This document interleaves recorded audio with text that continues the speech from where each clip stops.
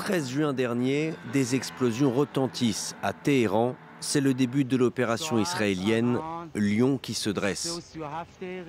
Des frappes aériennes ciblent des bases militaires, des installations nucléaires, des infrastructures énergétiques. Selon Israël, jusqu'à 2/3 des lanceurs de missiles iraniens ont été détruits. Certains des militaires les plus hauts gradés du pays ont été éliminés, comme le commandant en chef des gardiens de la Révolution ou encore le chef d'état-major des armées régulières.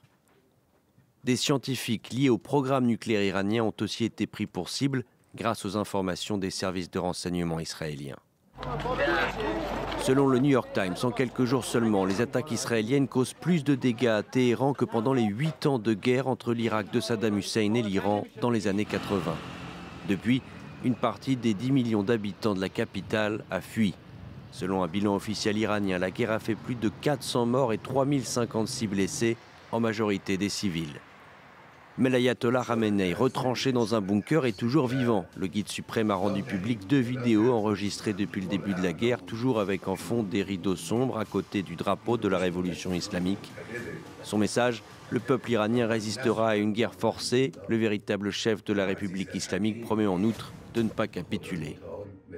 Malgré des appels de Netanyahou à faire chuter le régime, la chaîne de commandement semble toujours opérationnelle et aucun signe évident de dissidence ne se manifeste dans les rangs politiques, selon des responsables et des diplomates en poste cités par les médias américains.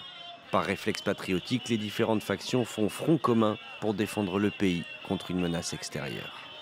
Sur le plan nucléaire, les installations iraniennes ont été sévèrement touchées, mais les stocks d'uranium enrichi pourraient avoir été mis en sécurité.